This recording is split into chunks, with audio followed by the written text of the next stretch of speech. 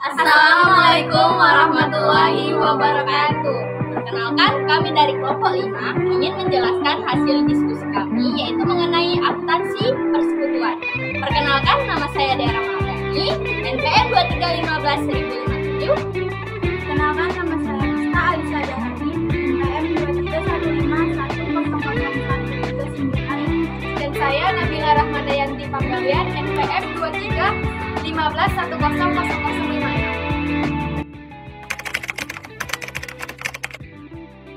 Halo teman-teman, di sini saya akan membahas apa itu akuntansi persekutuan. Akuntansi persekutuan adalah suatu sistem akuntansi yang digunakan untuk mengatur dan melaporkan keuangan dalam suatu persekutuan seperti firma, joint venture, atau perusahaan yang memiliki bentuk organisasi bisnis yang spesifik. Lalu, ada unsur pokok persekutuan.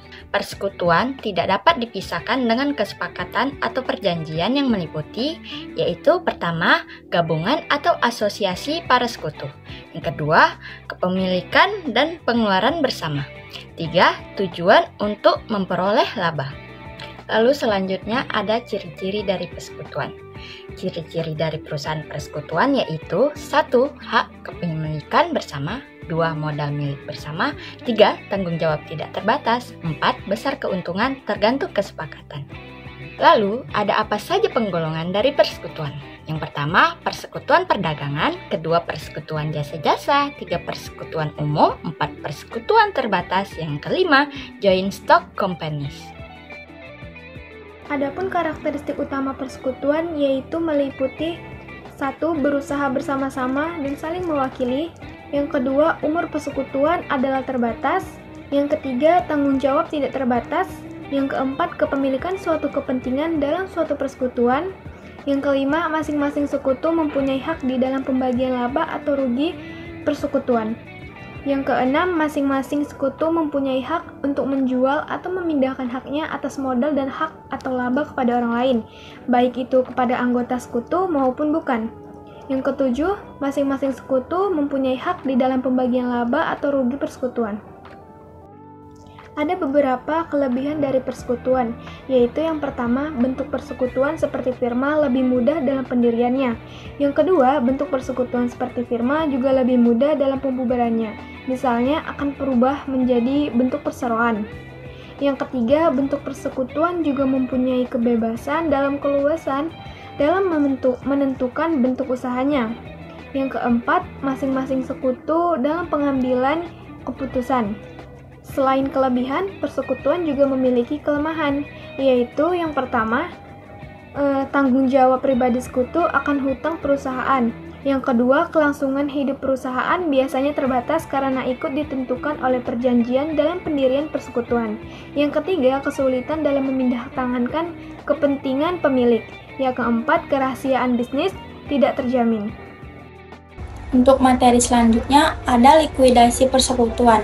Likuidasi persekutuan merupakan pembubaran perusahaan sekaligus pemberesan dengan cara menjual seluruh harta perusahaan, penagihan utang, pelunasan utang, dan penyelesaian sisa harta atau utang di antara para pemilik.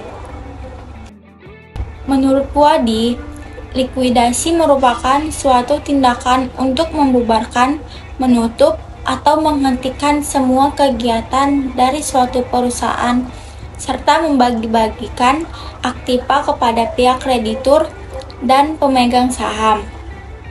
Tujuan utama dari likuidasi adalah melakukan pengurusan atas harta pembangkrutan.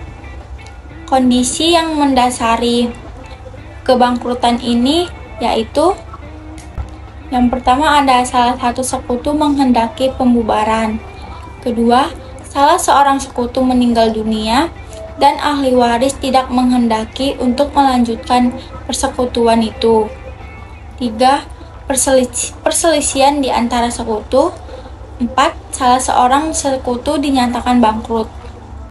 Kemudian ada pembentukan persekutuan baru yang merupakan pembentukan persekutuan yang sama sekali baru berdasarkan kesepakatan dua orang atau sekutu atau lebih, yang masing-masing sekutu menyetor modal untuk mendirikan perusahaan baru yang akan dimiliki bersama. Setoran modal tersebut dapat berupa kas, aktiva, non-kas, atau bahkan aktiva tidak berwujud, seperti kemampuan lebih yang dimiliki oleh seorang sekutu di atas kemampuan sekutu yang lain. Bila aktiva berupa non-kas, maka penilaian besarnya modal harus dengan persetujuan masing-masing sekutu agar mendapatkan nilai yang wajar dan memenuhi prinsip keadilan, sehingga biasanya digunakan nilai pasarnya yang wajar. Kesimpulan dari materi tersebut adalah persekutuan merupakan penggabungan di antara dua orang badan atau lebih untuk memiliki bersama-sama dan menjalankan suatu perusahaan guna mendapatkan keuntungan atau laba. Tujuan dari pendirian persekutuan adalah untuk memperluas usaha dan menambah modal agar lebih dapat bersaing dengan perusahaan-perusahaan yang lain, serta meningkatkan laba. Sebelum memulai persekutuan, harus membuat perjanjian yang telah disepakati oleh seluruh sekutu mengenai segala sesuatu yang berhubungan dengan persekutuan sampai dengan pembubaran.